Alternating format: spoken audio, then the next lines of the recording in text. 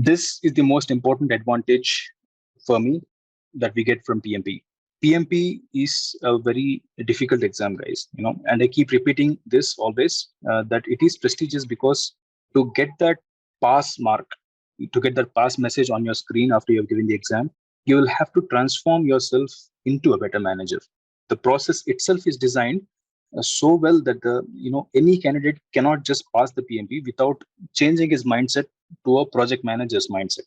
We will also talk about how to build this project manager's mindset in one of our lectures. So with this inclusion of new ideas like agile, scrum, hybrid methods, and of course the traditional waterfall methods, PMI is always encouraging the candidates to learn new things, to become better at their job, and it keeps upgrading itself. I'm sure you will all become better managers if you are a PMP certified. Now, is everything quite rosy here in PMP? I'm afraid not. There are also disadvantages if you're talking about the PMP exam. Let's see what those disadvantages are. PMP is an expensive affair. So you will have to pay for the membership. Again, it's a personal choice, but you will understand that paying for the membership is actually cheaper than not paying the membership. I'll explain you on this in a bit. So, and you will have to pay for the training. You'll have to pay for the contact hours. These things are not cheap, guys. They come with a lot of cost. So if you, God forbid, fail in the exam, you have to pay for the re-exam too. So that is also additional cost. Right? So we all have to agree that this is an expensive exam. Time. Getting a PMP is a time-consuming process. I think you all know by this time. So we have to sacrifice a lot of personal time, switch our mindsets from our current job to this PMP training. The data gathering for the application process itself is time-taking. The time that we need to put to gather those contact hours, the exam preparation, it's a lot of time from our life. The difficulty level. So we all agreed that PMP is one of the most difficult exams in the whole world. So some people are even afraid to write PMP and then they just settle for CAPM and they don't even go for the PMP exam. So it's a different topic why people choose CAPM instead of PMP. So these are the disadvantages that I see that if you want to take the PMP exam. In addition to this, there are also difficulties. We'll see what they are. The PMP is constantly evolving. I know that I've taken this as an advantage, but it can also be considered as a difficulty. And why difficulty? Because the subject of project management, that itself is so vast and ever evolving that candidates have to put a lot of efforts to get PMP certified. Sometimes there could be questions from Prince 2, so projects in controlled environment. I don't want to scare you much by involving all these things, but it is possible that you get a question from Prince 2 as well, right? So PMBOK Guide 6th edition, PMBOK Guide 7th edition, all these are just one of the sources of PMP exam. They are not all. They are not the guides for the PMP exam. So they just give us the best practices that are generally accepted across the industries. So if you get a question from Prince 2 methodology, you can't just ask, hey, I have not read it. It's also possible that in PMP you get questions from other methodologies as well. So in order to ace the exam, we may have to at least be aware of what these additional things are. So it's a difficulty in my opinion. Finally, maintaining the PMP part.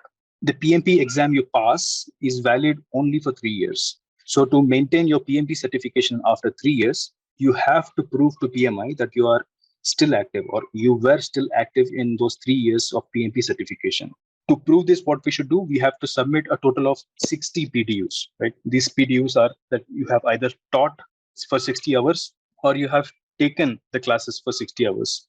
This is for a period of 3 years, of course, but this is a difficult process, right? So you have to constantly keep getting involved. You have to, you're bound to go to these PMI chapters to gather these PDUs and all.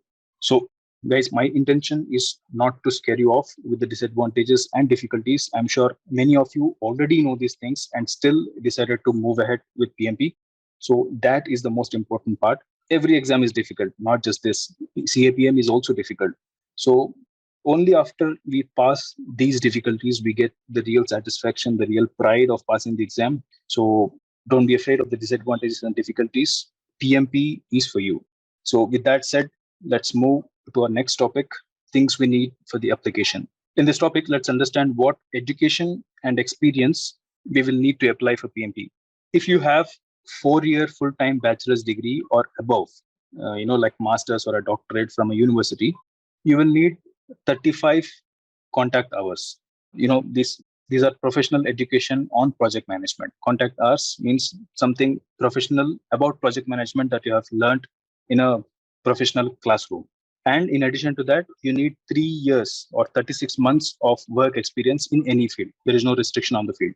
If you noticed, the professional education can be in the form of 35 contact hours or in the form of CAPM certification. So you need to submit either one of these. So this is also one of the reasons why people choose CAPM. But if you ask for my opinion, this is not necessary. You can just sit in the 35 contact hours. That's much easier because I don't want to take 2 exams to get 1 PMP certification.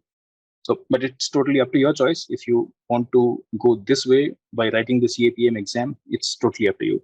If you have a 3-year long, full-time high school diploma, you will have to show higher experience of 60 months as against 36 months or 3 years there. So 3 years for 4-year degree and 5 years for a diploma.